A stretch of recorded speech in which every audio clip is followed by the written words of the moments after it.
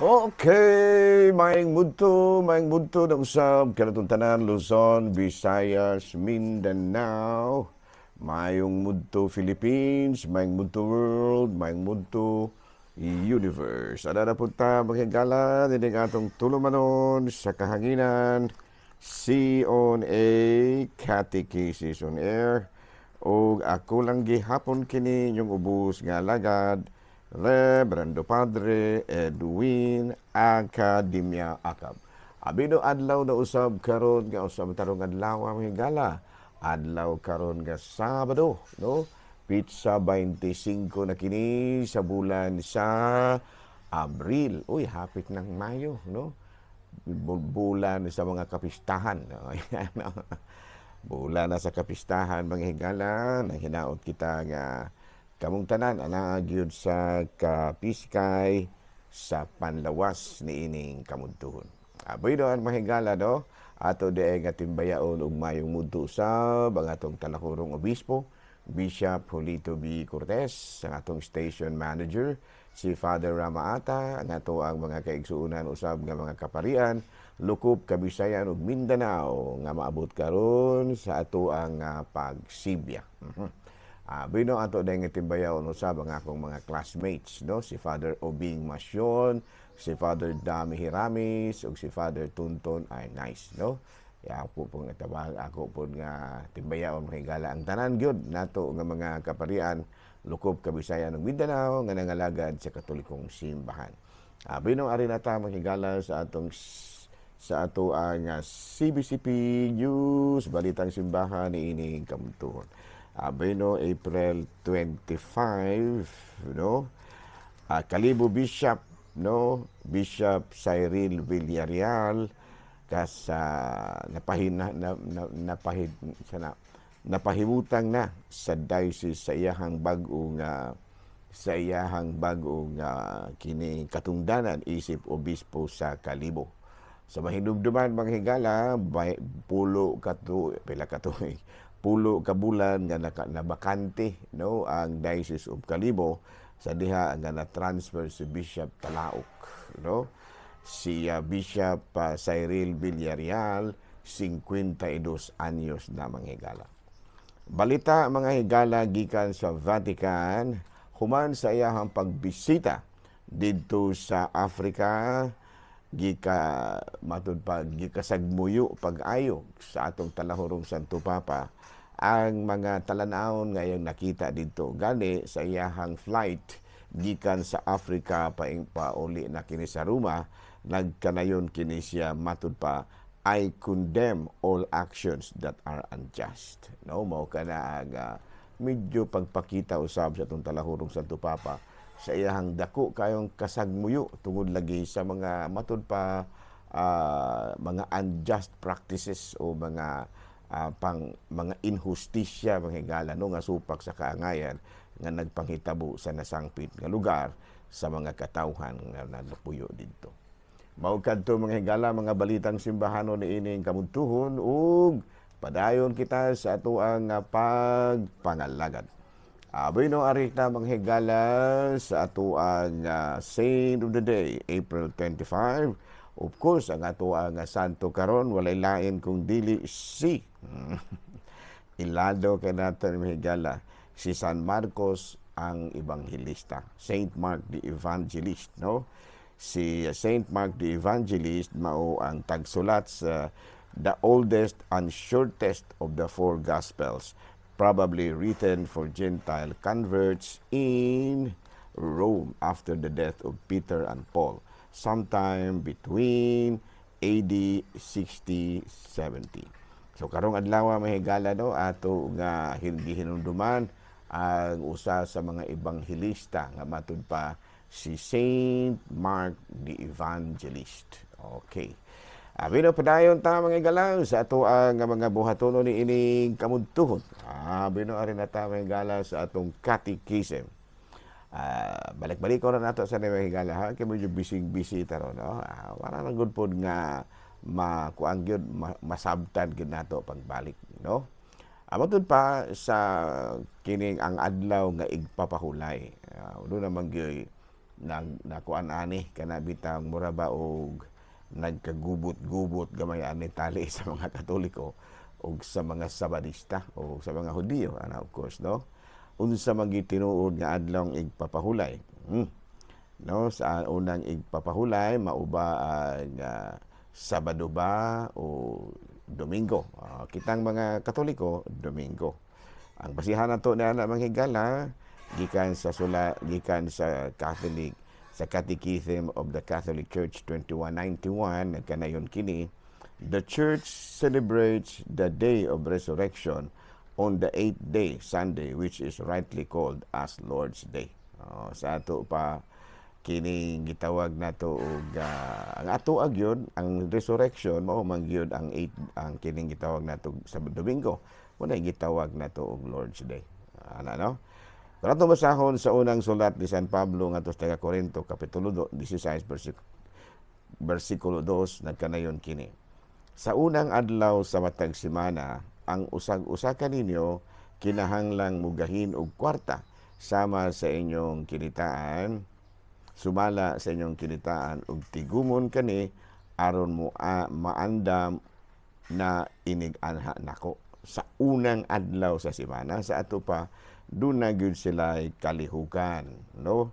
Sa unang adlaw sa semana ug mao kini ang adlaw sa adlaw nga Domingo. Una sa Colosas kapitulo 2 bersikulo 16, busa ayaw ninyo itugot nga may magsaway kaninyo sa inyong kanon o imnon o bahin sa mga adlaw nga balaan o sa pangalan sa bagong bulan o ang adlaw nga igpapahulay. So ayaw kayo og kuan ang higala, no? Ayaw kayo mo og kahadlok kung dunay mo saway nato, no? Kung atong basahon mahigala sa buhat sa mga apostoles, no, the Sabbath which represented the completion of the first creation has been replaced by Sunday, which recalls the new creation inaugurated by the resurrection of Christ. That is CCC 2190. Ayan, no? O niya, Sunday is the day Catholics are bound to keep, not Saturday. Okay, kuan man gud, no, kana bang magdepende man gud pud na ang higala, no? Murag og ato nang tinambanon pagsabot, magkuan man gud na kitang mga Katoliko usually musugod tag trabaho Lunes. O niya unsa may ikapito ka adlaw. No, kung musugod kitag trabaho Lunes, ang ikasabado kuan pa na siya. Kanang ikaunom pa na. No, so magdepende dagway, no. kaya kung tan-awon po nato ang mga Sabadista ba, kuan man pod kana gitawag og musugod man po silang trabaho og Domingo. Nakabantay ko dali sa amo at sa ayungon pa ko na assign mahigala. Ang mga tindahan sa Sabadista, Domingo magabre ra gina sila. Unya pagkasabado sila dili mangabre. So makatarunganon pud alang kanila nga pagkasabado sila manirado dili sila man trabaho tungod kay nisugod magud sila trabaho sa Domingo. O nya kita kay nisugod man tag trabaho sa Lunes, so muna nga kining magsugod tag Lunes unya ang kapito ka adlaw, no? Kay doon naman lagi giingon nga sa paghimo gid sa kalibutan, no, ni pahuway ang Dios sa ikapito ka adlaw. O mo man naa sa Biblia, di ba, no? Ang Dios ni pahulay sa ikapito ka adlaw. O ato pa mo nang gihimong balaan ang ikapito ka adlaw tungod kay mao man ang adlaw ang nipahulay ang Ginoo. So mao pud ta. Ano nya mao kanang adlaw nga nakumpleto ang adlaw sa pagluwas kanato. Unya kay matud pa kanang mao kanang adlaw nga natiwa sa Ginoo ang creation. Sabado, no, kay ngano man ang kining gitawag nato og gisugod man ang Ginoo og himo sa kalibutan sa kining Sabbath, no? Sabbath, no? Nagsugod man ang Ginoo, naghimo ang Ginoo sa kining gitawag nato. Wa man pud maklaro og Lunes bagyon o Sabado bagod ni sugod og trabaho ang Ginoo. Basta ang maklaro ra nato nga unom ka adlaw nga nagtrabaho ang Ginoo ug unya ni pahuway siya sa ikapito ka adlaw. Ana, no? So sigon sa ako ang nasabtan, no? So unong kaadlaw nga nagtrabaho ang Ginoo sa ikapito kaadlaw, no? Sa ikapito kaadlaw ni pahuway siya. Maupunta siguro, no? Dili lang ko correct me if I'm wrong, pero sa ako ang matud pa kana bitang sa akong panabot.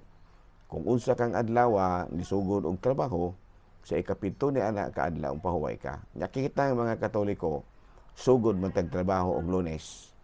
Sa to pa mo pahuway kita pagka Domingo kay mao man ka na ikapito. Ayan. Kaya ang giingon sa Biblia, mukuan man ta. Mo trabaho ta sa kanang ikaunong kaadlaw ug ang ikapito mo pahuway ta. Klaro na kana sa tinamban na dili gina siya maoy official teachings of the church, pero para nako mao gina siya kaadlaw Domingo man kita. Pero ang official teachings of the church mao nga ang Sabado ang adlaw nga ipapahulay mao katong panahon nga gikumplito ni Kristo nagikumplito sa Dios ang paghimo sa kalibutan. The Sabbath, which represented the completion of the first creation, has been replaced by Sunday, which recalls the new creation, inaugurated by the resurrection of Christ. That is CCC number 2190. Sumudyo na ato muga na official nato na teachings, no? The Sabbath, which represented the completion of the first creation, has been replaced by Sunday, which recalls the new creation inaugurated by the resurrection of Christ. No, that is on CCC 2190. Sunday is the day Catholics are bound to keep, not Saturday. Ayan, no? Klaro mo yun. Sabbath represented the completion of the first creation, and Sunday inaugurated the new creation in the resurrection of Christ. Kasi ato pa, the new people of God are the Christians, no? Kay dili man kanang ang katong Israel people of God na sila, pero karon ang bag-ong katawhan sa Dios mauna ang kining adlaw nga ang mga Kristohanon. Kung atong basahon sa 1 Peter chapter 2 verse 9 to 10, apan kamo mao ang piniling katawhan, ang mga harianong pari ug ang mga balaang nasod. Gipili kamo sa Dios aron maiya ug aron magmantala sa mga kahibulungang buhat sa Dios, inig nga nagtawag kaninyo gikan sa kangitngit. Ngadto sa iyang katingalahang kahayag. Kaniadto dili kamo katawhan sa Dios, no? Apan karon katawhan na kamo niya. Kaniadto wala maluoy kaninyo, apan karon gikaluy-an na kamo niya. Klaro na. Klaro na. So, para po na ako, mo gina siyang official kining sa CCC 2190. Mo gina nga itong official teachings about this. Pero, pwede pa nag-ato. Sa ako apod, no? Sa ako alang, kay musugod, sakto ra gyud pod. Kay nga naman, musugod man tag trabaho og Lunes, nga unsa may ikapito o Domingo. Ay, ang mga Sabadista, musugod man silang trabaho og Domingo, kay naa man jud ko nakita mga higala nga mga Sabadista nga mantrabaho og Domingo na may tindahan diri sa Yungo, no? Kining atbang sa kumbinto, mga manirado gina silang Sabado. Pero pagka Domingo, mga bre na sila. Sa ato pa, mo trabaho ang mga Sabadista sugod og Domingo. Sa ato pa, unsa may ikapito ka adlaw, gikan mag-ihap kagikan sa Domingo, ay ikapito mao ang Sabado. Ayan. Pero kanang ako na. Pero kanang diri sa CCCC 2190, kay sa official teachings of the church gina. Sa ganito sa official teachings of the church, the Sabbath, which represented the completion of the first creation, has been replaced by Sunday, which recalls the new creation inaugurated by the resurrection of Christ. That is on Catechism of the Catholic Church 2190. Okay, no? So dinala sa kutob kay medyo bisi-bisi ko ro gabay maghigala kay ni ana magkukuron sa manhuyod unya daghan na puntag mga gipang ayo-ayo dre, no? Muna nga medyo bisi-bisi tagamay, pero makita ra gyapon tag panahon ini mutaas-taas sa puno niya ni. Salamat og dinala ako kutob. Ako ra gyapon kini inyong ubos nga alagad, Reverendo Padre Edwin Academia Acab.